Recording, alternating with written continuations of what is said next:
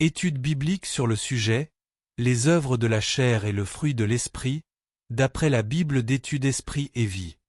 Galates 5 versets 22 à 23. Mais le fruit de l'esprit, c'est l'amour, la joie, la paix, la patience, la bonté, la bénignité, la fidélité, la douceur, la tempérance.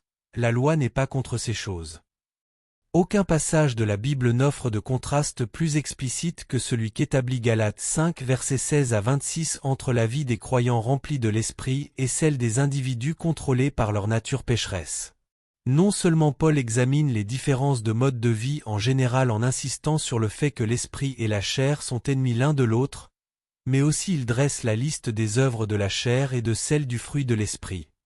Les œuvres de la chair. La chair, en grec sarx, représente la nature humaine et ses désirs corrompus. La chair fait toujours partie intégrante de la vie du croyant, même après que ce dernier se soit converti. Cependant, elle devient son ennemi mortel, Romains 8 versets 6 à 8 et verset 13, Galates 5 verset 17 et verset 21. Ceux qui accomplissent les œuvres de la chair ne peuvent hériter le royaume de Dieu, Galates 5 verset 21. Ainsi, la chair doit être repoussée et mise à mort. Pour cela, les croyants doivent livrer une lutte incessante à l'aide de la puissance de l'esprit, Romains 8 versets 4 à 14, voir Galates 5 verset 17, note. Les œuvres de la chair sont les suivantes. Premièrement, l'impudicité, en grec porneia, c'est-à-dire un comportement et des rapports sexuels immoraux. Ceci comprend le fait d'éprouver du plaisir à regarder des images, des films ou des livres pornographiques, voir Exode 20 verset 14, Matthieu 5 verset 31 à 32, 19 verset 9, Actes 15 verset 20 et verset 29, 21 verset 25, 1 Corinthiens 5 verset 1. Deuxièmement, l'impureté, en grec akatarsia, c'est-à-dire le péché sexuel, les œuvres mauvaises et les vices, y compris les pensées et les désirs du cœur, Éphésiens 5 verset 3, Colossiens 3 verset 5. Troisièmement, la dissolution, en grec aselgeia, c'est-à-dire la sensualité. Suivre ses passions et ses désirs au point de ne plus les considérer comme des choses honteuses ou comme un outrage public à la pudeur, 2 Corinthiens 12 verset 21. Quatrièmement, l'idolâtrie, en grec edlolatria, c'est-à-dire adorer des esprits, des individus ou des images taillées. C'est se confier en n'importe qui et en n'importe quoi et considérer ces choses ou ces personnes comme ayant une autorité égale, sinon supérieure, à Dieu et à sa parole, Colossiens 3 verset 5. Cinquièmement, la magie, en grec pharmakeia, c'est-à-dire la sorcellerie, le spiritisme, la magie noire, l'adoration des démons, l'utilisation de drogues hallucinatoires censées produire des expériences spirituelles. Exode 7 verset 11 et verset 22, 8 verset 14, Apocalypse 9 verset 21, 18 verset 23. Sixièmement, les inimitiés, en grec eshtra, c'est-à-dire des actes ou des intentions hostiles et violentes, haine ou aversion extrême.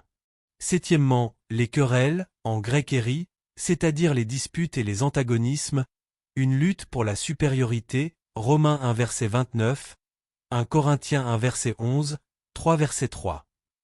Huitièmement, les jalousies, en grec zélo, c'est-à-dire éprouver du ressentiment, envier le succès d'un autre, Romains 13 verset 13, 1 Corinthiens 3 verset 3. Neuvièmement, les animosités, en grec tumo, c'est-à-dire une colère explosive qui se manifeste à travers des paroles ou des actions violentes, Colossiens 3 verset 8. Dixièmement, les disputes, en grec eritheia, c'est-à-dire la recherche du pouvoir, 2 Corinthiens 12 verset 20, Philippiens 1 verset 16 à 17. Onzièmement, les divisions, en grec dikostasia, c'est-à-dire l'introduction d'enseignements séducteurs contraires à la parole de Dieu et capables de produire des divisions, Romains 16 verset 17.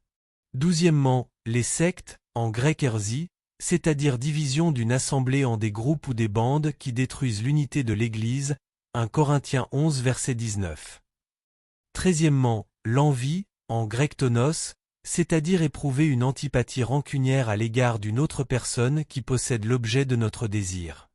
Quatorzièmement, l'ivrognerie, en grec mété, c'est-à-dire l'affaiblissement du cerveau et l'asservissement du contrôle physique par l'usage d'alcool. Quinzièmement, les excès de table, en grec komos, c'est-à-dire un divertissement excessif, festivité.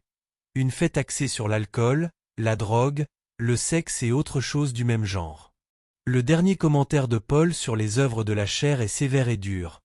Tout pseudo-chrétien qui se livre à de telles activités s'exclut lui-même du royaume de Dieu, c'est-à-dire qu'il ne possède pas le salut éternel, Galates 5 verset 21, voire 1 Corinthiens 6 verset 9, note.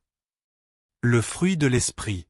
À l'opposé des œuvres de la chair, on trouve un mode de vie clairement défini appelé le fruit de l'esprit.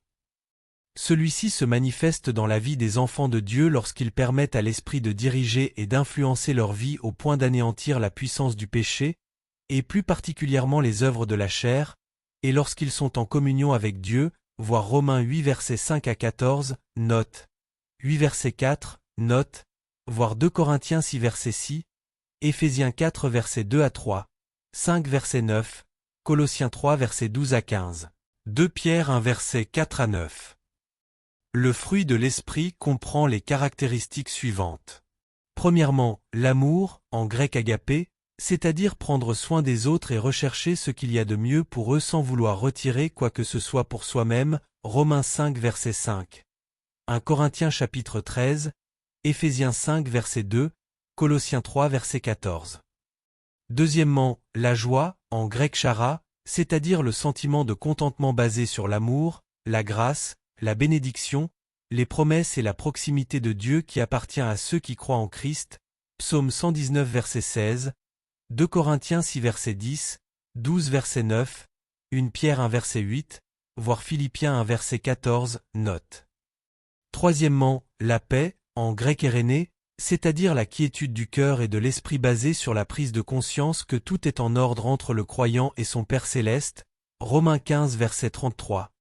Philippiens 4 verset 7, 1 Thessaloniciens 5 verset 23, Hébreux 13 verset 20. Quatrièmement, la patience, en grec makrothumia, c'est-à-dire la persévérance, la patience à toute épreuve. Être lent à la colère et au désespoir, Éphésiens 4 verset 2, 2 Timothée 3 verset 10, Hébreux 12 verset 1. Cinquièmement, la bonté, en grec chrestote, c'est-à-dire ne pas vouloir blesser l'autre ni lui causer de la douleur, Éphésiens 4 verset 32, Colossiens 3 verset 12, 1 Pierre 2 verset 3. Sixièmement, la bénignité, en grec agatsun, c'est-à-dire avoir du zèle pour la vérité et la justice, détester le mal, cela peut s'exprimer par des actes de bonté, Luc 7 verset 37 à 50, ou en reprenant et en corrigeant le mal, Matthieu 21 verset 12 à 13. Septièmement, la fidélité, en grec pistis, c'est-à-dire une ferme et une inébranlable loyauté vis-à-vis d'une personne à laquelle on est uni par des liens de promesse, d'engagement, de confiance et d'honnêteté, Matthieu 23 verset 23, Romains 3 verset 3. 1 Timothée 6 verset 12, 2 Timothée 2 verset 2, 4 verset 7, Tite 2 verset 10. Huitièmement, la douceur, en grec prote, c'est-à-dire une attitude modérée associée à la force et au courage. Il peut s'agir d'une personne capable de se mettre en colère, lorsque cela s'avère nécessaire, mais aussi de faire preuve de soumission quand il le faut, 2 Timothée 2 verset 25. 1 Pierre 3 verset 15, pour une démonstration de la douceur chez Jésus, comparez Matthieu 11 verset 29 avec Matthieu chapitre 23 et Marc 3 verset 5. Chez Paul, comparez 2 Corinthiens 10 verset 1 avec 10. Versets 4 à 6 et Galates 1 verset 9, chez Moïse, comparez Nombre 12 verset 3 avec Exode 32 verset 19 à 20. Neuvièmement, la tempérance, en grec ekrateia, c'est-à-dire maîtriser ses passions et ses désirs y compris la pureté et le fait de demeurer fidèle aux vœux de mariage, 1 Corinthiens 7 verset 9, 9 verset 25, Tite 1 verset 8, 2 verset 5. Le dernier commentaire de Paul concernant le fruit de l'esprit indique qu'il n'y a aucune restriction à ce type de mode de vie. Le chrétien peut, en fait, il doit, sans cesse pratiquer ses vertus.